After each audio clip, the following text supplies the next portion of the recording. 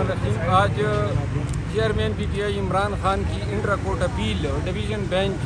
کے سامنے لگی تھی، جس کو پریزائڈ اور کر رہے تھے جسٹس سمیاسن گل اورنگزیب صاحب اور دوسرے ہانریبل جج ارباب طاہر صاحب جو ہیں۔ ان پر مشتمل ڈی بی نے آج کیس کی تفصیلی سماعت کی۔ عدالت کی معاونت کرتے ہوئے میں نے بتایا کہ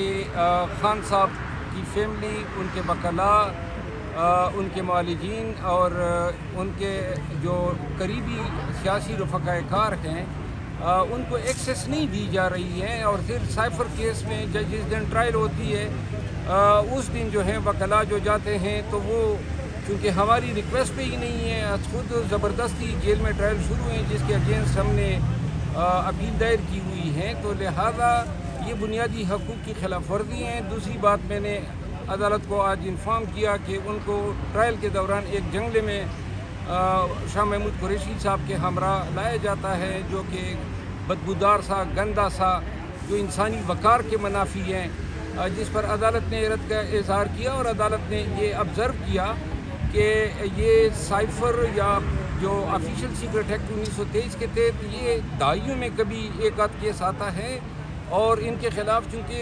180 سے زائد کیسز ہیں، تو لہذا اسی کے مطابق وکلاء کی تعداد جو ہیں ان کو وزٹ کرنے کے لیے درکار ہوگی۔ دوسری بات یہ ہے کہ ان کے ساتھ ملاقات کرنے سے کسی کو نقصان نہیں ہوتا ہے۔ وکلاء کی کنفیڈینشیلٹی جو کلائنٹ اور وکیل کے مابین ہوتا ہے، وہ پاکستان بار کونسل ایکٹ میں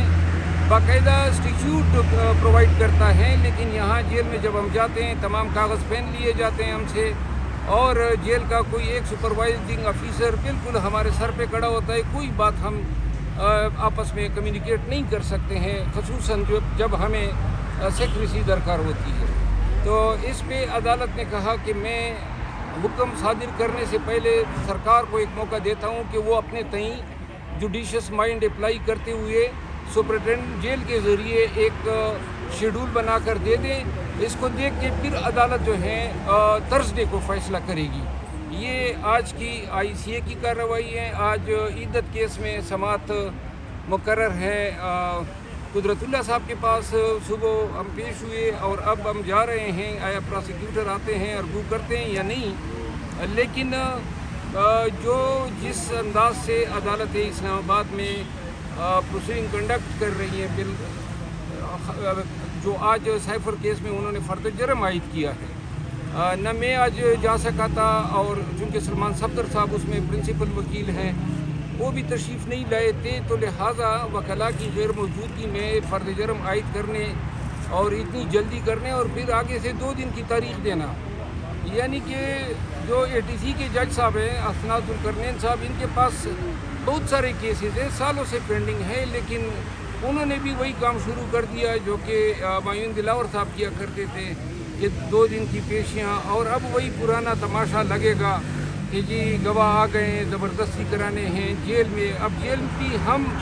نہیں کروانا چاہتے ہیں، یہ بھی زبردستی کا حکم نامہ ہے، اور چیف صاحب نے اس بنیاد پہ ہماری پٹیشن خارج کر دی کہ جی ان کی سیکیورٹی کے لیے ضروری ہے۔ اب سیکیورٹی جو ہے، ہم نے یہ تو نہیں کہا ہے کہ آپ سیکیورٹی کے نام پہ ہم سے ہمارے فیئر ٹرائل کے حقوق لے لیں۔ پبلک کو جو ہے آپ ایکسیس نہیں دینا چاہتے، میڈیا کو ایکسیس نہیں دینا چاہتے، اور اس میں آئی سی اے بھی فائل ہو گئی ہے، لیکن بتانے کا مقصد یہی ہے کہ آپ سب کچھ زبردستی کر رہے ہیں، جیل میں ٹرائل کر رہے ہیں، آپ کر رہے ہیں، ہم نے کبھی یہ خواہش نہیں کی ہے۔ پھر آپ جو تاریخ آپ مقرر کرتے ہیں، جس طرح آج فرد جرم کی بات تھی، آج قدرت اللہ صاحب کے پاس بھی اسی طرح ہمیں حالات پیش آ رہے ہیں، تو لہٰذا یہ ٹرائل کے نام پہ جو ہے انصاف اور قانون کا خون ہو رہا ہے، اور